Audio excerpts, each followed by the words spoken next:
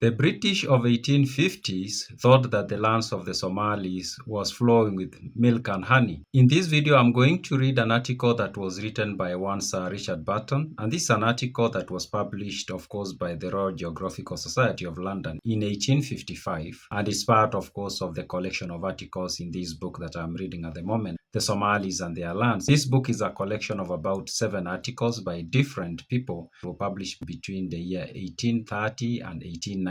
Besides reading where Richard Burton tells us about the impression that the lands of the Somalis were flowing with milk and honey, we are going to read another part where he tells us about the exact size of the Somali population in Harar. He gives us a very exact number, which I find to be very interesting. In another part, he also tells us how the Somalis are very detailed when it comes to naming things, and he found that to be very unique to the Somalis. But who was Richard Burton? Now, Richard Burton was somebody who probably was an intelligent officer. He seemed to have worked for some intelligence organization within the British government. Of course, he served under the East India Company, but I think he was working for the government of Britain. And he seemed to have developed or to have grown this skill of going into other people's lands and collecting information that the company found to be very useful, and of course the government found to be very useful. So he was picked to go for this mission. Now, in this article is basically a summary of a book that he wrote, and I've read that book. Those who've been watching me for a while know about that, and the book is titled First Steps in East Africa, a book published, I think, in 1858. And in that book, he tells us about his journey from Aden all the way to Harar and then to Berbera, and the attack that he faced in Berbera, and then escaping or running away from Berbera.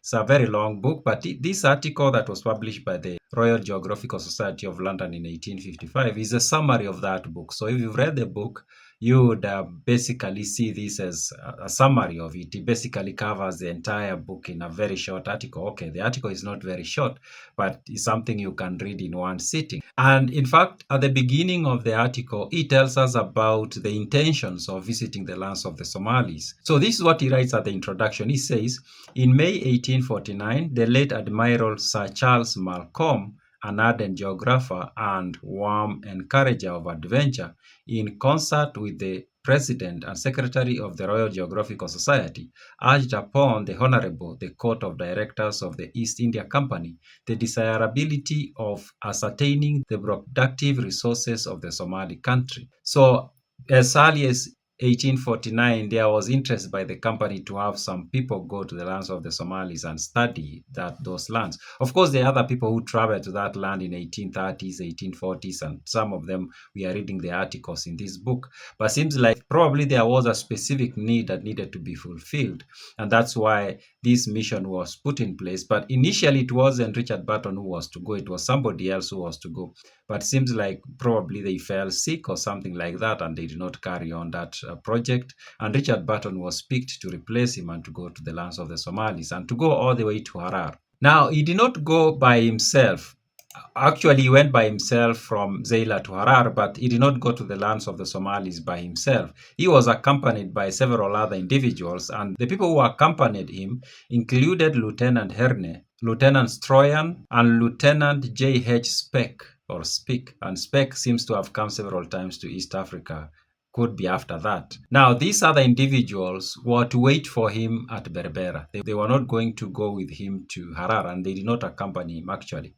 He went by himself, but then he came back to Harar and he met them there, and they were there for a moment and then they were attacked. Now, this is what he says about the lands of the Somalis, at least what he had heard before he went to those lands. This is what he had heard about those lands. He writes, assembled at Aden in the summer of 1854, we found the public voice so loud against our project that I offered as a preliminary to visit Harar in disguise, thus traversing the lands of the dreaded Isa clan and entering the place hitherto closed to us by a ruler with worst reputations. So seems like there were other plans that were going to happen, but there were so many people who were against that expedition of people or the British going to the lands of the Somalis. So at least, or they decided they were going to send him to go in disguise. So I don't know whether they were planning to attack, probably to come and take over the land. I don't know whether that's what he means, but or probably means just going there and studying in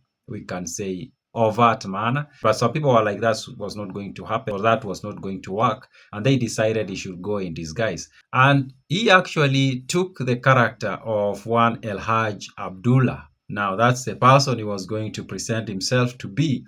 Starting at Zayla, that's who he presented himself to be, and that's the person he went, or that's the person he introduced himself to be up to Harar, actually. Then he continues, I could not suppress my curiosity about this mysterious city.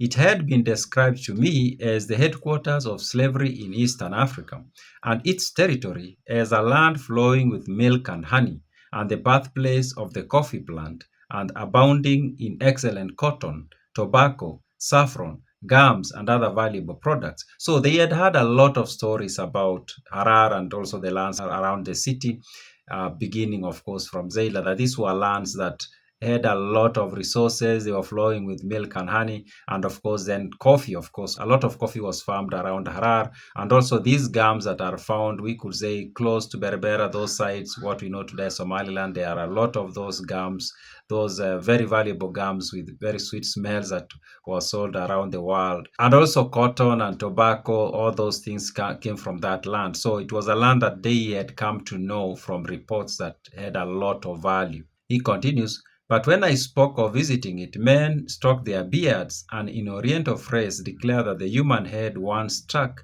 off does not regrow like the rose. So he told people he was going to Harar, but they warned him. They were like, if your head is removed, it's not going to regrow. So basically warning him that Harar was not a place that anybody would just go like that. Now, besides these plants, he also describes the land as very full of sheep, and he describes it as looking like snow, like there were a lot of sheep on the land. And we also read another article, of course, in this book where it is described that the land was full of camels. People used to have thousands of camels and sheep and donkeys and all those kinds of animals. So it was a very rich land. So this is a summary of the book, First Steps in Eastern Africa. If you've read the book, you know what I'm talking about. If you've not read the book, it's a very interesting book. And this is a summary. If you read this article, you basically get the entire picture of what is covered in that book. And if you want more detail, then you can get the book. But I found this summary to be very, we could say, sufficient for somebody who doesn't really want to spend a long time trying to read the entire book. Now, this is one of the, as I said, this is one of the 7 articles in this book, The Somalis and Their Lands, and you can get the book on Amazon. Check the description box, the pinned comment, and also if you are watching on TikTok, you can watch the bio for the link. You can go get this book for yourself and read it. It's a very interesting book. These are articles, as I said, that were published between 1830 and 1890 and published by the Royal Geographical Society of London, which is a body that did a lot of recording of explorations that happened during that time, actually. Those are my random thoughts.